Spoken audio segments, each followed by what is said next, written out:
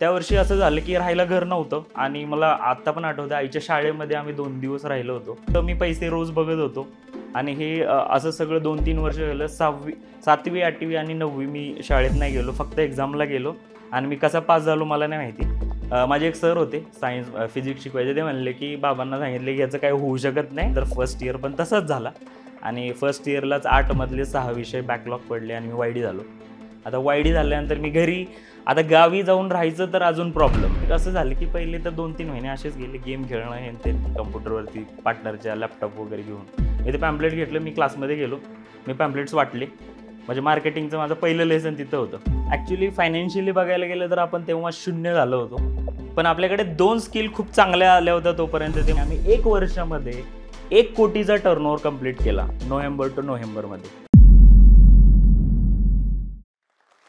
नमस्कार, मी सिद्धांत कवठाळे, CEO and founder of lead2sell.com. मी एका 400-500 लोकसंख्या असलेल्या एका खेड्यागावातून आलो. 1999ला ॲक्च्युली माझ्या घरामध्ये काही इश्यूज चालल्यामुळे घराची वाटणी झाली आणि माझ्या आईला आणि बाबांना सेपरेट म्हणजे एका घरातून सेपरेट व्हायला लागलं. आणि मला ही स्टोरी ही स्टार्टिंग जाणून घेणं खूप इम्पॉर्टंट आहे. कारण आज मी ज्या मोमेंटला थांबलो आहे आणि जे मी आत्ता करतो आहे ते खरंच पॉसिबल नसतं तर त्या अशा काही गोष्टी होत आल्या असत्या माझ्या लाईफमध्ये. तर 1999ला जेव्हा वाटणी झाली घराची, अशी एवढी खराब जमीन मिळाली होती कारण फायनान्शियल बॅकग्राऊंड तसं काही खूप मोठं नव्हतं. आई माझी अंगणवाडी सेविका आहे, तिला ₹450 काहीतरी पगार होता आणि बाबा माझे जे गावाकडे एक मल्टिप्लेक्स नाही, सिंगल थिएटर स्क्रीन असं मूव्हीज चालायच्या आणि ते त्या बिझनेसमध्ये होते. जवळपास 7-8 वर्ष त्यांनी त्या बिझनेसमध्येच काम केलं होतं. आणि कमर्शियली असं काही बॅकग्राऊंड नव्हतं की खूप मोठे काहीतरी पैसे मिळत असतील. त्या वर्षी असं झालं की राहायला घर नव्हतं आणि मला आत्ता पण आठवतं आईच्या शाळेमध्ये आम्ही 2 दिवस राहिलो होतो. आणि मग घर तर उभं करायचं आहे, मग फायनान्शियल कुठून काय करणार? कारण घरच्यांना असं वाटत होतं की यांच्याकडे कुठलेतरी पैसे असतील, बाबा काम करतात आणि आई जॉब करते म्हणून. मग त्या वर्षी बाबांनी जिथं काम करत होते त्या व्यक्तींनी त्यांना पैसे दिले. जवळपास ते पैसे 7% व्याजाने ते पैसे घेतले होते आणि पत्र्याचं शेड उभं केलं आणि त्या पत्र्याच्या शेडमध्ये आम्ही जवळपास 7 ते 8 वर्ष मी आणि माझ्या 2 दीदी आणि आई आणि बाबा असे राहिलो. त्या पिरियडमध्ये जेव्हा शेती अशी होती की एक मोठा तलाव, त्याच्या खाली एक छोटा तलाव आणि त्याच्या खाली आमची जमीन. म्हणजे परिस्थिती अशी की आमच्या 2-3 एकर जेवढी जमीन चांगली होती, ज्याच्यात जेवढं सगळी जमीन मिळून जेवढं पीक व्हायचं म्हणजे जेवढं उत्पन्न व्हायचं तेवढं आमच्या शेजारी म्हणजे आमच्या काकांच्या शेतामध्ये 2 एकरमध्ये एवढं उत्पन्न व्हायचं. आणि आत्तासुद्धा खूप मोठी चांगली परिस्थिती अशी काही नाही आहे, कारण जमीन शेती म्हणल्यानंतर आपल्याला माहिती आहे की त्याचं उत्पन्न किती होतं. त्यानंतर मी 6वीला असताना 6वी-7वीला मी आल्यानंतर पैशांचे अजून जास्त प्रॉब्लेम दिसत असल्यामुळे बाबांनी डिसिजन घेतला की आपण दुधाच्या व्यवसायामध्ये जाऊ आणि एक लोन केलं आणि लोन करून 4 म्हशी घेतल्या आणि दुधाचा व्यवसाय सुरू झाला तिथून. आणि मला 5वी-6वीच्या नंतर थोडंसं मला शेताकडे थोडं लक्ष द्यायला लागलं आणि मी कधी थोडं करत मी फुल टाईम शेतीमध्येच उतरलो. आणि मी ते सकाळी माझं असं दिनचर्या सुरू व्हायची की मी 4 वाजता म्हशीचं शेण काढण्यापासून सुरुवात व्हायची, संध्याकाळी 8-9 वाजायचे. दूध काढणं, दूध नेऊन विकणं, बाबांचे काही हॉटेल्समध्ये फ्रेंड वगैरे होते त्यांच्या हॉटेलला दूध नेऊन देणं. खूप मोठे पैसे तिथून पण नाही मिळायचे, कारण ₹16 ते ₹20 लिटर दूध असायचं. पण ते सगळं चालू होतं, मी पैसे रोज बघत होतो आणि हे असं सगळं 2-3 वर्ष झालं. 7वी 8वी आणि 9वी मी शाळेत नाही गेलो, फक्त एक्झामला गेलो आणि मी कसा पास झालो मला नाही माहिती. 10वीला मी गेलो आणि 10वीला असं ठरवलं की घरच्यांनी पण सांगितलं की ते सगळं सोड, तू 10वी पूर्ण कर म्हणजे पुढं काहीतरी करता येईल. मी 10वीला गेलो, 10वी मी कंप्लीट केली आणि 10वीला अक्षरशः मला 75% मार्क पडले. कसा इंटरेस्ट जागा झाला मला अजूनही माहिती नाही, पण मी केलं कसं तरी आणि मला चांगली टक्केवारी पडली, मी पास झालो. आता घरच्यांना एक्सपेक्टेशन अजून वाढलं की हा काहीतरी करू शकतो बाबा, शाळेतच पुढं जाऊ दे. कारण बाबांना असं वाटायचं की तू ऑफिसमध्ये जावं, ACचं ऑफिस, तिकडे गेल्यानंतर तू मस्त बसून काम करशील, असं त्यांचं काहीतरी वाटायचं. आई पण अशीच म्हणायची मला. आणि 11वीला मी सायन्स घेतलं. 11वी-12वी पण अशी तशीच झाली. मला तो दिवस आठवतो. माझे एक सर होते सायन्स फिजिक्स शिकवायचे. ते म्हणले की बाबांना सांगितले की याचं काही होऊ शकत नाही, याला 8ला टाका, नाहीतर हा पास नाही होणार आणि तो इथंच राहील. आणि त्या मोमेंटला मग मी सरांना म्हणले की नाही मला सायन्सच ठेवायचं, नाही तर नाही झालं तर काही प्रॉब्लेम नाही, फेल तर फेल. आणि मग झालो पास, 48% पडले आणि 12वी पण झाली. मग आता पुढे काय करायचं? मी कधीच ठरवलं नव्हतं की मी ह्या लातूर जिल्ह्याच्या बाहेर तरी जाईल आणि मी काहीतरी करेल. तेवढ्यापुरतंच तेवढं, कारण मी आई-वडिलांना एकटा मुलगा, म्हणलं शेती आहे, आपण काहीतरी करू इकडेच असं. आणि ते झाल्यानंतर त्यावेळेस असं ठरलं की डिप्लोमाला माझ्या मित्राने म्हणलं की एक फॉर्म भरू आणि बघूयात. ते फॉर्म भरल्यानंतर इंजिनियर होतं असं काहीतरी मला माहिती नव्हतं. त्याने डिप्लोमाला फॉर्म भरला आणि मग फॉर्म भरल्यानंतर त्या दिवशी नंबर लागला माझा पुण्याला मोजे कॉलेजला नंबर लागला. मित्रांनी जेव्हा ते डॉक्युमेंट दिलं तर मी ते बघितलं आणि त्याच्यामध्ये होतं पुणे. मी म्हणलं हे तर काय होणार नाही, मी तर जाणार नाही आणि घरचे काय पाठवणार नाहीत, की आपली तशी परिस्थिती पण नाही आहे. आणि मी ते डॉक्युमेंट घेऊन गेलो आणि मी घरी सांगितलं की बाबा पुण्याला नंबर लागला. मी एकदम कॅज्युअल होतो. पण घरचे थोडंसं आपला सांप्रदायिक आणि नेहमी पॉझिटिव्ह अप्रोच आईचा आणि बाबांचा माझ्या खूप सपोर्ट आहे, फॅमिलीचा सगळ्या. तर मला बाबा म्हणले की एक काम करू, आपण जाऊन येऊ पुण्याला आणि बघूयात काय होते. आणि आम्ही पुण्याला आलो. पुण्याला आल्यानंतर असं झालं की कॉलेजमध्ये गेलो आणि ते बघितलं, फीस वगैरे पण काहीतरी कमी जास्त फीस होती, 5-10 हजार रुपये फी होती. आणि बाबा म्हणले की फॉर्म भर आणि ॲडमिशन करायचं आहे आपल्याला, संपला विषय. आणि मी तिथं काहीच बोलू शकलो नाही आणि ॲडमिशन झालं. म्हणजे एवढं हसत-खेळत ॲडमिशन करून आले. आणि मला तिथं मग आता माझं क्रिकेट, माझी सगळी जनावरं, सगळा बिझनेस सगळा ठप्प. तर मला ते करायचं नव्हतं, इकडे यायचं नव्हतं. पण ते सगळं चालू होतं. पण कुठे ना कुठे मला ते डिसिजन घ्यायला लागलं आणि मी ते फायनल डिसिजन घेतला आणि मी पुण्यात आलो. माझं कॉलेज सुरू झालं. पहिलं वर्ष अगेन सायन्सला आपली आधीच वाट लागलेली होती. परत इकडे 11वी डिप्लोमाला आल्यानंतर फर्स्ट इयर पण तसंच झाला आणि फर्स्ट इयरलाच 8 मधले 6 विषय बॅकलॉग पडले आणि मी वायडी झालो. आता वायडी झाल्यानंतर मी घरी, आता गावी जाऊन राहायचं तर अजून प्रॉब्लेम, की बाबा घरच्यांना वेगळा प्रॉब्लेम काय आहे, की घरचे विचारणार, गावातले विचारणार, हा काय करतो इथं, हा इंजिनिअरिंगला नंबर लागला होता, असं काहीतरी चालणार.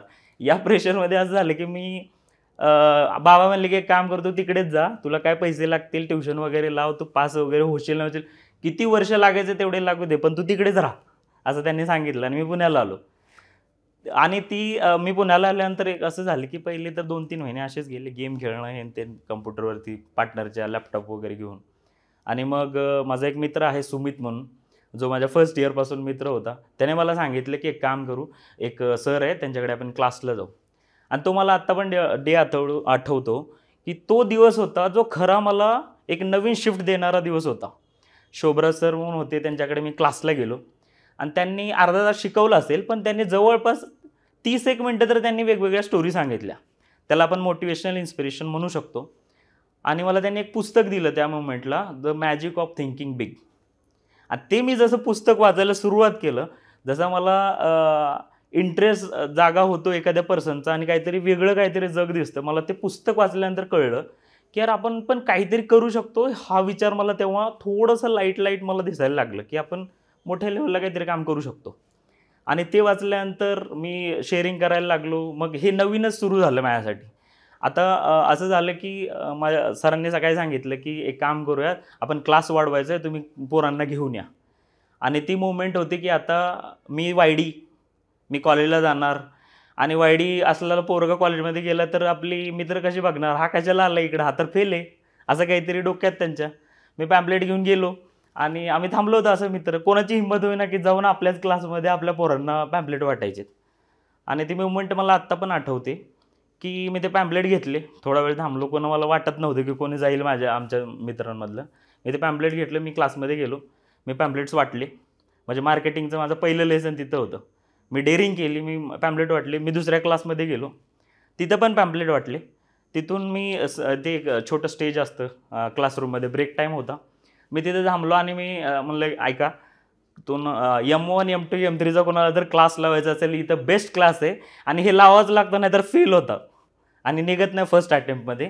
मी असं म्हणलो ना, अक्षरशः मी बोर्डवरती माझा नंबर लिहून बाहेर आलो. आणि बाहेर आल्यानंतर मी बघतोय तर काय यार, माझ्यामध्ये एवढा मोठा शिफ्ट होता. मी आत्ता एवढं बोलू शकतोय. मी इंट्रोवर्ट टाईपचा पर्सन होतो. मी म्हणतो की एवढी एनर्जी कुठून आली, म्हणजे मला काही समजत नव्हतं त्या मोमेंटला ॲक्च्युली. आणि मी येऊन ते सरांना शेअर केलं माझ्या. तर सर म्हणले की हेच असतं की आपण जे ऐकतो आणि आपण जे करतो याच्यामधलं जोपर्यंत आपण गोष्टी करत नाही तोपर्यंत आपल्याला समजत नाही की ॲक्च्युली काय आहे. आपल्याला कोणती गोष्ट अडवते ही गोष्ट आपल्याला क्लिअर होत नाही आणि आपण कुठल्या गोष्टीला घाबरतो. म्हणजे मी असं सांगेल त्या गोष्टीला की अंधार आहे ना मागं, तर थोडं फिरून बघा नेमकं काय आहे प्रॉब्लेम बाबा, आणि खरंच रिअलिस्टिक आहे का मग तर माझ्या डोक्यात चालले की तो काहीतरी प्रॉब्लेम आहे. असं काहीतरी मला ती गोष्ट दिसली आणि तिथून माझी मूव्हमेंट सुरू झाली. सरांनी सांगितले की आपल्याला क्लास वाढवायचा आहे. आम्ही तिथून शिवाजीनगरला शिफ्ट झालो. ते शिवाजीनगरला आल्यानंतर असं झालं की गव्हर्नमेंट पॉलिटेक्निक कॉलेजच्या इथे मी सकाळी 6 वाजल्यापासून ते संध्याकाळी 9 वाजेपर्यंत पॅम्पलेट वाटत थांबायचो. आणि त्या मोमेंटला अगेन एक माझ्या लाईफमध्ये दुसऱ्या पुस्तकाची एंट्री झाली, ती म्हणजे how to win friend and influence people. आणि हे पुस्तक वाचल्यानंतर मला कळलं की विक्री आपल्याला जमणं किंवा लोकव्यवहार जमणं किती इम्पॉर्टंट आहे. जर तुम्हाला लोकव्यवहार नसेल जमत तर तुम्ही मॅक्सिमम लेवलला तुम्हाला लाईफमध्ये जे काही करायचं ते होणं सहजासहजी पॉसिबल नाही आहे.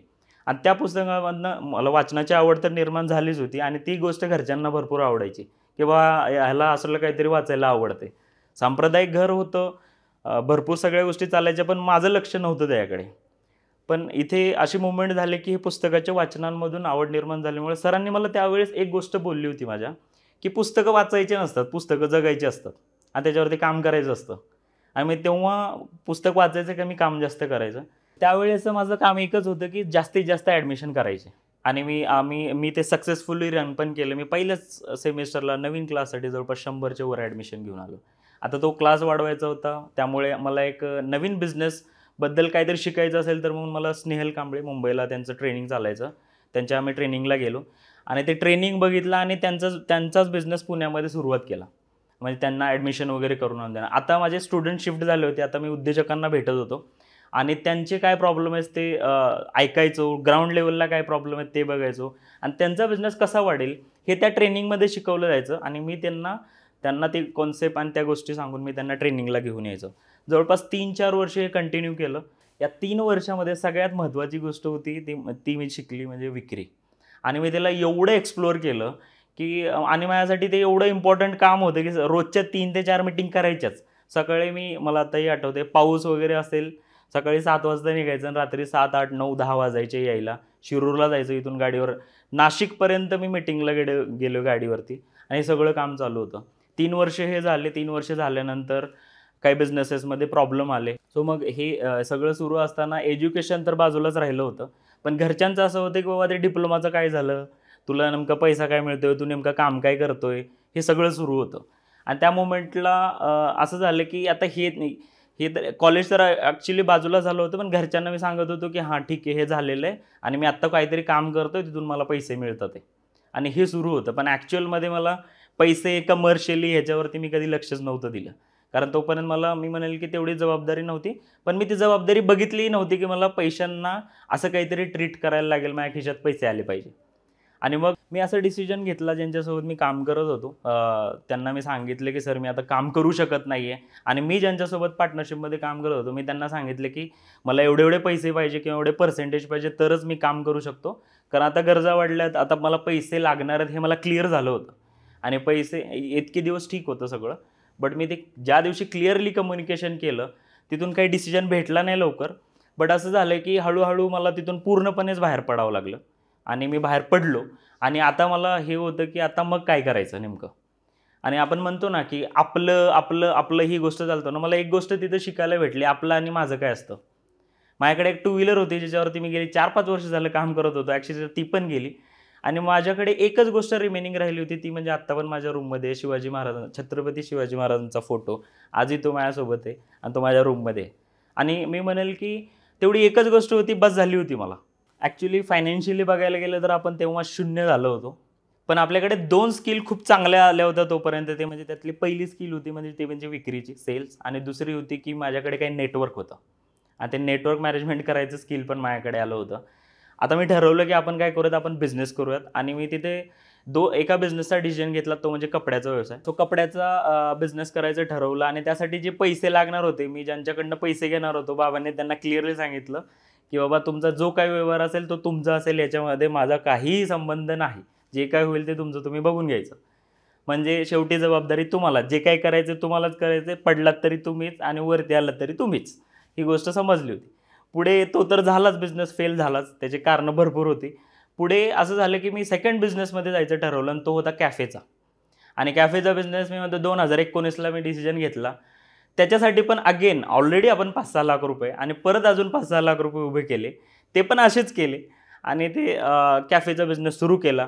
विदिन 2 ते 3 महिन्यामध्ये आपल्या सगळ्यांना माहितीच असेल की लॉकडाऊन पडला. मार्चमध्ये 2020च्या मार्चपर्यंत लॉकडाऊन झाला आणि ते कॅफेचा बिझनेस 2 महिन्यामध्ये किती सेटअप होणार होता आणि त्याला जी ऑपरेशनल कॉस्ट लागते वगैरे वगैरे जवळपास 6 महिन्याचा पैसा लागतो, तो आपल्याकडे काही नव्हता. म्हणजे ते सगळंच थांबलं. अगेन मी लॉकडाऊनमध्ये जवळपास मला आत्ताही आठवतं की जवळपास दिवसाला 100 फोन यायचे EMIसाठीचे, कारण हे लोन वगैरे काढलेले होते आणि त्या मोमेंटला 3 लाख रुपये 10% व्याजाने होते आणि ही एवढी मोठी अमाऊंट घेऊन जवळपास रोजचे 100 फोन. मी अक्षरशः घरी गेलो आणि घरी गेल्यानंतर माझा 15 दिवस फोन बंद होता आणि फक्त माझं दुसऱ्या सिम कार्डवरून इंटरनेट सुरू होतं आणि WhatsAppला मी ॲक्टिव्ह होतो. बाकी मी काहीच करत नव्हतो. म्हणजे again you are on zero, की मग आता तुमच्याकडे काहीच ऑप्शन नाही आहे. आणि त्या मोमेंट अशी होती की आता पुढं काय करायचं. पण गेली 4 वर्ष झालं मी एक गोष्ट करत आलो होतो, ते म्हणजे बिझनेस कोचिंगमध्येच, की मी डिजिटल मार्केटिंगमध्ये माझं एक काम सुरू होतं. मी त्याला डिजिटल मार्केटिंग म्हणण्यापेक्षा मी म्हणेल की विक्रीचं एक मी साधन निर्माण केलं होतं. ते म्हणजे लँडिंग पेज बनवायचा माझा मित्र आणि मी त्याला इनपुट द्यायचो की बाबा मी ग्राउंड लेवलवरती जेव्हा जाऊन विक्री करतो तर लोक कुठली गोष्ट बघून, कुठली गोष्ट ऐकून तुमचा प्रोडक्ट घेऊ शकतात हे मला कळलं होतं. मग मी त्याला काही इनपुट द्यायचो, मग आम्ही फेसबुकचे कॅम्पेन चालवायचो. ही गोष्ट मला माहीत होती. आणि त्याच वेळेस माझा एक मित्र होता ज्याने शेअर मार्केटमध्ये तो शेअर मार्केटिंग शिकवायचा लोकांना. मी त्याला म्हणलं की आपण एक काम करूयात, आपण वेबिनार घेऊयात, कारण मी तर काही घेऊ शकत नव्हतो. आणि तेव्हा आम्ही एक डिसिजन घेतला की त्या मित्राने माझ्यावरती विश्वास ठेवला. मी म्हणलं की तुझ्याकडे जेवढे पैसे असतील तेवढे दे, आपण वेबिनार घेऊयात. त्याने 2,000 रुपये दिले मला आणि माझं पहिलं कॅम्पेन मी स्टार्ट केलं एखाद्या क्लायंटसाठी. आणि 2,000 रुपयेमध्ये मला आत्ताही आठवतं की जवळपास 40 लोक वेबिनारसाठी आले होते. 1,000 रुपये फी होती फ्री प्रोग्रामच्या नंतर आणि त्या दिवशी 4 ॲडमिशन झाले. 4 ॲडमिशन झाल्यानंतर असं ठरलं की यार आपण हे कंटिन्यू करायचं की नाही करायचं हा पण प्रश्न होता, कारण 4 ॲडमिशन्स झाले होते. तर तिथं एक डिसिजन त्यांनी घेतलं की आपण बोललं की मी त्याला सांगितलं की आपण एक काम करू, हे जेवढे पैसे आहेत आपल्याकडे तेवढे सगळे आपण मार्केटिंगला लावायचे, कारण आपल्याला एक गोष्ट कळली की बाबा इथून पैसे येऊ शकतात. आणि मग त्याने ते अगेन मी म्हणेल की त्याने परत पैसे दिले मला, ते परत कॅम्पेन लावलं. तिथून मला प्रत्येक ॲडमिशनच्या मागे 100 रुपये मिळायचे. आणि 2020ची गोष्ट आहे. 100 रुपये पर ॲडमिशन अशी सुरुवात झाली. पण मी हे कॅम्पेन वगैरे लावणं, मी माझे काही नेटवर्कमध्ये माझे काही ट्रेनर कोचेस होते, मी त्यांना सांगितलं की मी असं काहीतरी करतोय. त्यांनी 1-2 मला क्लायंट दिले, कारण आता मला हे कळलं होतं की आपण काहीतरी आपल्याला एक फॉर्म्युला क्लिअर झाला होता की रिझल्ट काय येतोय, की आपण कुठला प्रॉब्लेम सॉल्व्ह करतोय. आणि business nothing but a problem solving, की तुम्ही कुठला तरी प्रॉब्लेम सॉल्व्ह करताय. तिथून खरी सुरुवात झाली. तिथून नोव्हेंबरपर्यंत म्हणजे 2020च्या नोव्हेंबरपर्यंत जवळपास मी 17 क्लायंटला केटर करत होतो. त्यांचे वेगवेगळे बिझनेसेस बघत होतो, त्यांना एक सेलची प्रोसिजर लावून देणं, त्यांना डिजिटल मार्केटिंग थ्रू त्यांचा बिझनेस कसा वाढू शकतो ह्याच्यावरती नुसतं बोलणं नव्हतं, तर ॲक्च्युली मी काम करून दाखवत होतो. मी एकटाच राहायचो माझ्या रूमवरती. सकाळी 8 वाजता मी काम सुरू करायचं, रात्री 2-2, 3-3 वाजेपर्यंत. माझा अजून एक मित्र होता, तो फक्त रात्री झोपायलाच तेवढा तिथे रूमवरती यायचा. मी एकटाच काम करायचो, मी बाहेर पण जायचो नाही. कंटिन्यू एका ठिकाणी बसून मी काम करायचो. मी एवढं काम केलं अगेन त्याच मोमेंटला, कारण मला मजा पण येत होती. जवळपास 15-15, 16-16 तास कंटिन्यू काम करायचो. जेवढं बोलले त्यापेक्षा 10 पटीने काम जास्त करायचं. अजूनही मी तेच करतो, जेवढं बोलले त्यापेक्षा जास्त पटीने काम. 2021ला मला एक गोष्ट कळली होती की डिजिटल मार्केटिंगमध्ये आपल्याला जर पुढं जायचं असेल तर आपल्याला कंटेंटची खूप गरज असते. तिथून मी एका माझ्या फ्रेंडला भेटलो आणि त्याचं आज तो आपल्या माझ्या कंपनी lead2sell.com या कंपनीचा MD आहे सूरज भोसले. आणि त्याला भेटल्यानंतर नवीन जर्नी सुरुवात झाली आणि त्याला एक कंटेंटचा जेव्हा आपण इम्पॅक्ट देतो सोशल मीडियामध्ये, तर तेव्हा खूप मोठे वंडर्स क्रिएट होऊ शकतात असं कळलं. नोव्हेंबरला जवळपास माझा 70-80 हजार रुपयाचा बिझनेस आता होत होता महिन्याला आणि मी फायनान्शियली थोडेफार तरी प्रॉब्लेम सॉल्व्ह केले होते. आणि त्या मोमेंटला मला आठवतं की मी नेमका कोणता प्रॉब्लेम सॉल्व्ह करतोय, की तेव्हा मला एक गोष्ट कळली की कंपन्यांचा मेन प्रॉब्लेम हा आहे की कंपन्यांचा जर सेल वाढला तर कंपनीमध्ये पैसे येणार आहेत. आणि पैसे जेव्हा येतात कंपनीमध्ये तर ते कंपनीमध्ये इन्फ्रास्ट्रक्चर वाढू शकतात, टॅलेंट घेऊ शकतात, मार्केटिंग खूप मोठ्या लेवलला करू शकतात. हे सगळ्या गोष्टी सेल्सवरती डिपेंड आहेत. मग मी म्हणलं की आपण सेल्सवरतीच काम करतोय, आत्तापर्यंत आपल्याला सेल्सच जमलं आहे, तर आपण तेच आपल्या क्लायंटना आत्तापर्यंत शिकवत आलो आहे. तर डिजिटल मार्केटिंग थ्रू आपण त्यांचा सेल वाढवू शकतो हे आपल्याला क्लिअर झालं होतं. आणि सेल वाढवायचं तर लीड्स हव्या.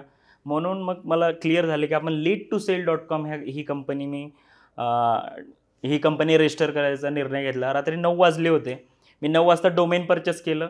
पुढच्या 5 ते 6 तासामध्ये मी माझी वेबसाईट रेडी केली. माझे जेवढे क्लायंट होते तेवढ्यांना ती वेबसाईट पाठवून दिली. त्यांना ती एवढी आवडली की दुसऱ्या दिवशी त्यांनी वेबसाईट बघून मला अजून कामं दिली की बाबा हा एवढ्या फास्ट लेवलवरती काम झालं. मला एक गोष्ट मात्र तेव्हा कळली होती की कंटेंट इज द किंग. आपण आत्ता पण म्हणतो की सोशल मीडिया डिजिटल मार्केटिंगमध्ये मोठं व्हायचं तर कंटेंट आपला बेस्ट असणं आणि कंटेंट असं असणं की ज्यामुळे तुमचा बिझनेस ग्रो होऊ शकतो. सो मला मग सूरज भोसले म्हणून एक माझा फ्रेंड होता, तो आत्ता आपल्या कंपनीचा MD आहे lead2sell.comचा. त्याची एंट्री झाली आणि जेव्हा कंटेंटची एंट्री झाली मला आत्ता पण आठवतं की दर महिन्याला मी एका महिन्यामध्ये जर 265% कंपनी ग्रो झाली होती. दर महिन्याला आम्ही जवळपास 2,000 रुपये, मी आत्ता पण सांगतो की 2,000 रुपयेचं ॲड बजेटपासून आज माझी कंपनी जवळपास 20 लाख रुपये पर मंथ बजेट हँडल करते आणि आम्ही 1 वर्षामध्ये 1 कोटीचा टर्नओव्हर कंप्लीट केला नोव्हेंबर टू नोव्हेंबरमध्ये, एका वर्षामध्ये. की जे असं वाटत होतं ना आपण कुठेच नाही, म्हणजे एवढ्या सगळे 10-12 लाख रुपयाचं लोन, काही बिझनेसची क्लॅरिटी नाही आणि तिथून आज एका वेगळ्या लेवलवरती, आज मी म्हणेल की माहिती नाही या वर्षाचा टर्नओव्हर किती होईल आपला, बट एका वर्षामध्ये ती सगळ्यात मोठी अचिव्हमेंट होती असं म्हणायला काय हरकत नाही. सो जो स्टॉकच्या माध्यमातून मला हे सांगायचं आहे की आपल्याला पुढे जायचं ना, काही गोष्टी खूप क्लिअरिटी आपल्याला असणं गरजेचं आहे. त्यातली पहिली गोष्ट ही होती म्हणजे चूज युअर बॅटल. तुम्हाला कुठल्या लढाया लढायच्या आहेत ना, हे फक्त तुम्हीच ठरवा. प्रत्येक लढाई तुम्हाला लढायची गरज नाही आहे, तुम्ही पुढे जाऊ शकता. दुसरं वाक्य माझ्या लाईफसाठी होतं की the show must go on. माझा लाईफला बघण्याचा नजरिया एकदम प्रॅक्टिकल आहे आणि मी एकदम पॉझिटिव्हली अप्रोच असतो सगळ्याच गोष्टींना की कितीही प्रॉब्लेम असेल तरी मी जास्त वेळ बसू शकत नाही त्यामध्ये. The show must go on. तुम्ही पुढे चलत राहा आणि होत राहील. तिसरी गोष्ट महत्त्वाची होती की जेव्हा तुम्हाला खरंच लोक ओळखायचे, जेव्हा मी पैसे मागायला गेलो तर तेव्हा त्या मोमेंटला मला 3 प्रकारची लोकं भेटली होती. ती तुम्ही पण लक्षात ठेवा. या 3 लोकांना लक्षात ठेवायचं की एक आहे जो तुम्हाला ज्ञान देतो पैसे मागितल्यानंतर, दुसरा आहे जो तुम्हाला पैसे देत नाही आणि तिसरा आहे जो तुम्हाला पैसे देतो. हे तिन्ही लोकं तुमच्या लाईफसाठी इम्पॉर्टंट आहे जर लाईफमध्ये बिझनेस आणि करिअर रिलेटेड काय मोठं करायचं असेल तर. जोश टॉक्स आता स्पॉटिफाय एक्सक्लुझिव्ह पॉडकास्ट आहे. आमच्या टॉक्सची ऑडिओ आवृत्ती फक्त स्पॉटिफायवर उपलब्ध असेल. तुम्हाला हा व्हिडिओ आवडला असेल तर तुम्ही जोश टॉक्स पॉडकास्टला फॉलो करू शकता आणि अशा आणखी प्रेरणादायी कथा ऐकू शकता फक्त स्पॉटिफायवर. हा व्हिडिओ आपल्याला कसा वाटला हे आम्हाला कमेंट सेक्शनमध्ये कळवा आणि आपल्या मित्रांसोबत शेअर करायला विसरू नका.